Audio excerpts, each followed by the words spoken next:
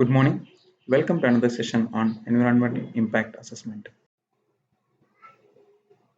So today we'll be looking at unit 1, which is introduction. So again, the course outcome describing the objectives, capability and limitations of EIA.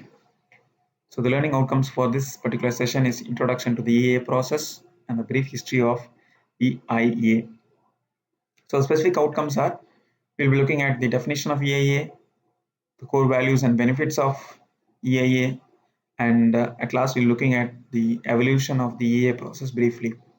So I have given the reference link which you can use for getting more information on this particular topic.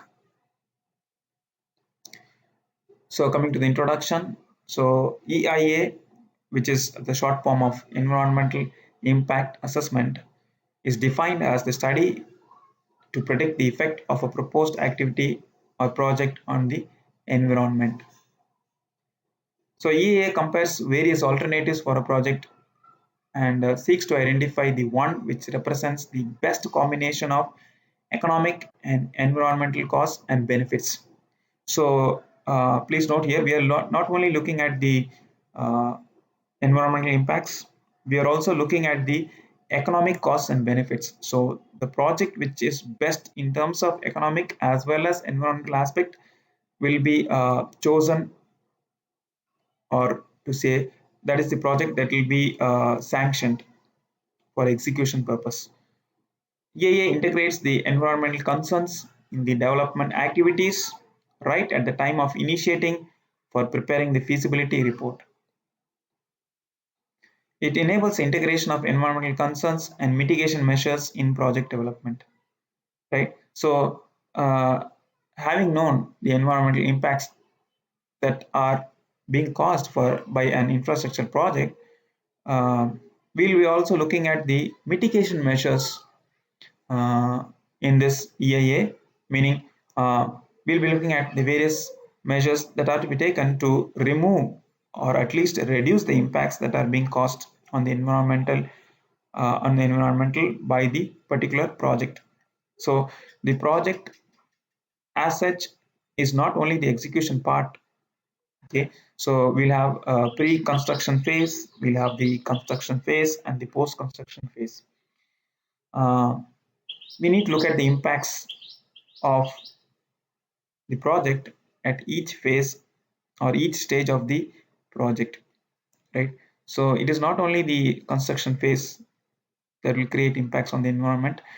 All the three phases, that is the pre-phase, the execution phase and the post-construction phase, will be looked into when it comes to evaluating the project or evaluating the impacts of the project on the environment. So EA can often prevent future liabilities or expensive alterations in the project design.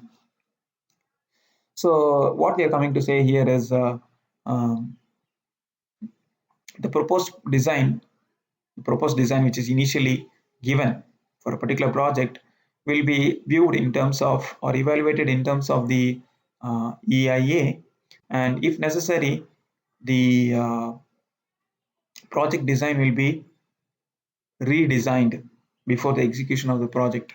So this helps in preventing future liabilities and expenses that may be incurred in the later stage of the project. So the core values of EIA: number 1, integrity; number 2, utility; number 3, sustainability. So what integrity means?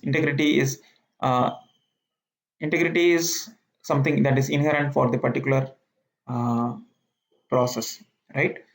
The EA process should be fair, objective, unbiased, and balanced, right? Meaning the process should be fairly done. There should be no bias to any particular party in making any decisions or evaluations of the project. Number 2, utility. EA process should provide balanced, credible information for decision making. Number 3, sustainability. The EA process should result in environmental safeguard.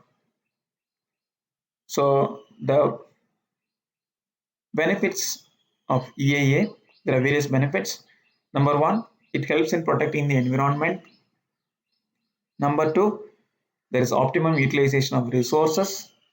Number three, saves the overall time and cost of the project. As we told uh, a short while ago, the future costs can be reduced by uh, providing a proper design in the beginning stage of the project itself.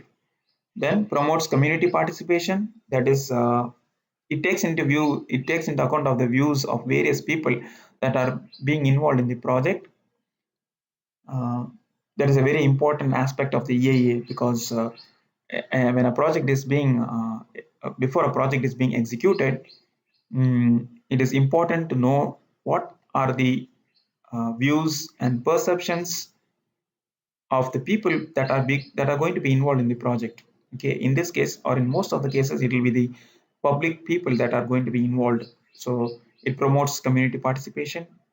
It informs the decision makers the various types of impacts and helps them to make a proper decision, and it lays the base for environmentally sound projects. So this is a quiz question for you. The core values of EA include unity, integrity, sustainability, all of the above, right? Coming to the evolution and history of EIA, environmental impact assessment started as a mandatory regulatory procedure originated in the early 1970s with the implementation of the National Environmental Policy Act in 1969 in the US. So EA process took off after the mid 80s. It became more popular. That is to say, it became more popular in the 1980s after the World Bank adopted EAA for major development projects, in which the borrower country has to undertake the EAA under the bank's supervision. Now EAA process is a formal one in more than 100 countries around the globe.